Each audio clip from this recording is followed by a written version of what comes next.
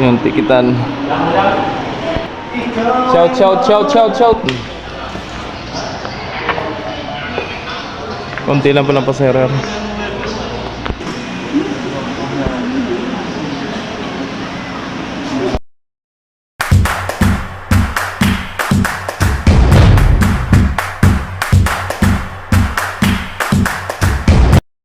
Alright, good morning mga kamamay. So yun, nag-cancel na po ng biyahe, no? Wala na po tayong biyahe ngayon pa Marinduque, Romblon at pa Masbate. At ang ditong barko si Oliva na lang at si Once.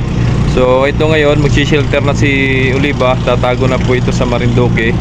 At may mga pasahero din tayo sa loob, no? May mga naka-standby na pasahero. So mamayang alas 12, magtitigil lang pagpapasok ng mga sasakyan ng tulad ng mga bus, no?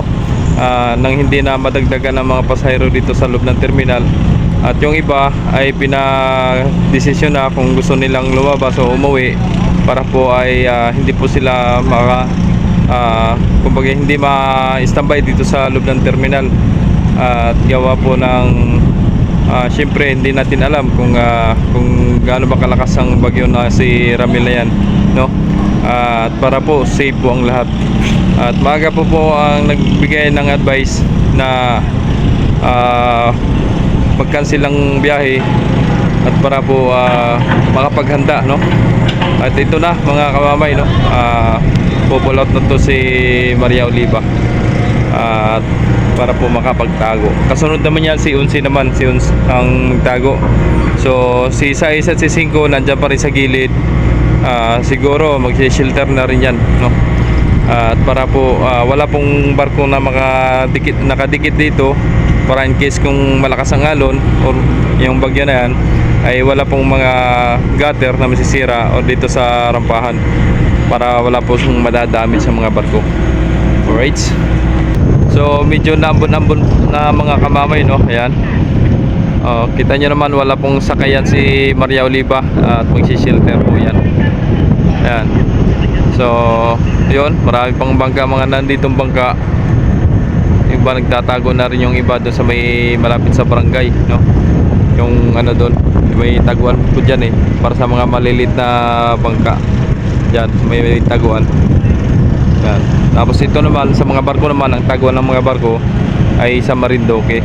Lahat po yan, pati yung mga barko ng Montenegro dyan, ng mga nakalutang dyan sa may shipyard, aalisin din yan papunta doon sa sa Marinduque.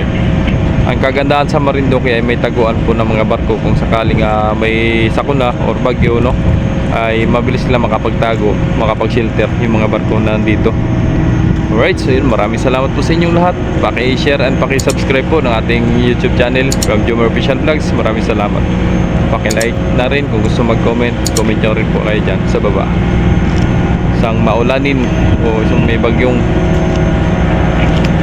umaga. Yan na. So yun, shoutout kay Idol Ronald Bryan, no? Shoutout sa Idol.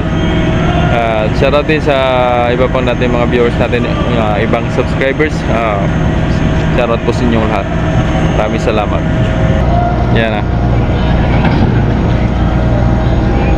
Kulot na yan. Binitawan na. Binitawan na si Oliva, mga kamaway. Shoutout kay Idol Jitro, inspector ng Montenegro. Shoutout. Yan. Pull out na.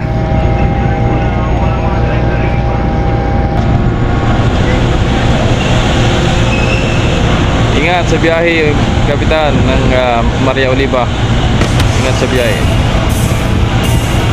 Shelter na sila.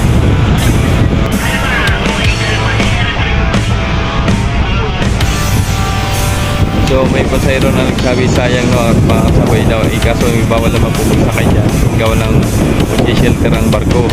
Paano pag kayo nasa laot, abutin ng sobrang lakas ng bagyo bago may sakay na pasahero, hindi malaking disgrasya naman o aksidente, no?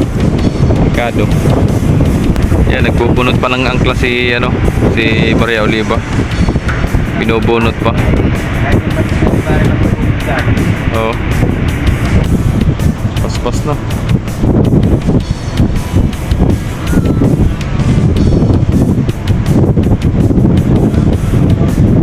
talaga niya ni Oliva. Nung nakaraan, nung ako yung nasa may amin, napunta ako ng tabing dagat, nakita ko si Oliva at si Dosi. Kasi talagang layo ng agwat ni Dosi. Talagang tinuhog si Dosi ni Oliva. Grabe, bilis talaga niya.